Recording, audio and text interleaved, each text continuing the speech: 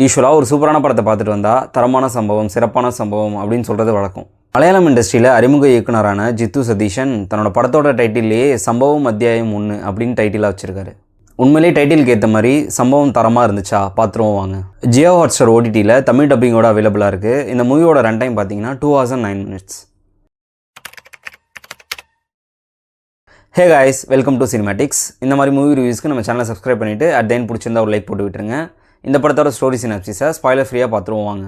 தமிழ்நாடு கேரளா பார்டரில் ஒரு tense forest இருக்குது. இப்போ தமிழ்நாடு போலீஸ் ஒரு 3 அக்யூஸ்ட்டை கூப்பிட்டு வேனில் அந்த சைட் போயிட்டுருக்காங்க. அப்போது எதிர்பாராத விதமாக 3 அக்யூஸ்ட்டும் தப்பிச்சு காட்டுக்குள்ளே ஓடிடுறாங்க. இப்போ இவங்களை தேடிட்டு ஒரு 4 போலீஸ் மெம்பர்ஸ் காட்டுக்குள்ளே போகிறாங்க. இப்போ இன்னொரு சைடு ஒரு 4-5 யங்ஸ்டர்ஸ் காட்டுக்குள்ளே வேட்டையாடிட்டு இருக்காங்க.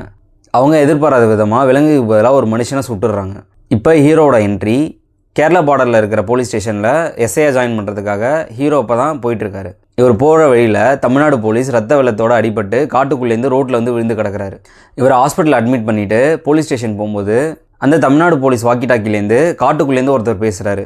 நான் காலில் சிவியராக அடிபட்டு நடக்க முடியாமல் நடுக்காட்டில் மாட்டிகிட்டு இருக்கேன் அப்படின்னு வாக்கி டாக்கிலேருந்து ஒரு குரல் கேட்குது. அந்த காட்டுக்கு நடுவில் ஒரு கோயில் இருக்கிறதாவும் அதை சுற்றி பல மர்மமான விஷயங்கள் நடக்கிறதாவும் ஆல்ரெடி ஊருக்குள்ளே ஒரு வதந்தி இருக்குது. இப்போ ஹீரோ அண்ட் 2 போலீஸ் ஆஃபீஸர்ஸ் இந்த கட்டுக்கதைங்கள்லாம் நம்பாமல் மனிதாபிமான அடிப்படையில் அந்த தமிழ்நாடு போலீஸை காப்பாற்றலான்னு காட்டுக்குள்ளே போகிறாங்க. இதுக்கப்புறம் டில் த எண்ட் வரையும் நடந்த சுவாரஸ்யமான சம்பவங்கள் தாங்க இந்த சம்பவம் அத்தியாயம் 1. மலையாளத்திலேருந்து மற்றும் ஒரு மாறுபட்ட மூவியோடு வந்திருக்காரு அறிமுக இயக்குனர் ஜித்து சதீஷன். இந்த படத்தை விஷுவலாக டீட்டெயிலாக பார்க்கும்போதே லைட்டாக கன்ஃபியூஷனாக இருக்குது. பட் டேரக்டர் இந்த ஸ்டோரியை யோசிச்சு எழுதி ப்ரொடியூசர் அண்ட் மற்ற ஆக்டர்ஸ்க்கு எப்படி சொல்லி புரிய வச்சாரு அப்படின்னு யோசிச்சாலே செம ஆச்சரியமாக இருக்குங்க.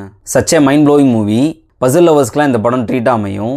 அண்ட் ஆடியன்ஸோட இன்டெலிஜென்ஸ் ஸ்கில்லை சேலஞ்ச் பண்ணுன்றதுல எந்த டவுட்டும் இல்லை.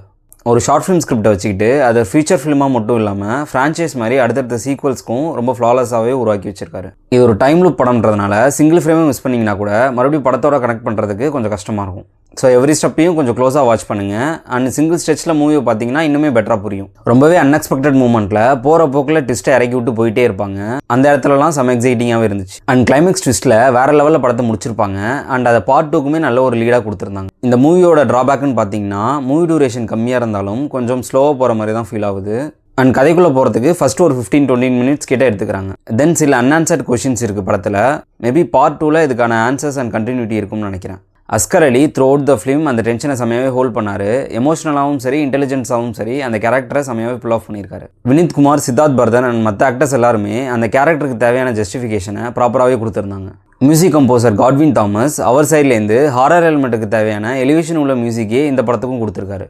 டென்ஸ் ஃபாரஸ்ட்டில் போலீஸோட கவலையையும் குழப்பத்தையும் ரொம்ப யதார்த்தமாகவே கேப்சர் பண்ணியிருக்காரு நவீன் நஜோஸ்.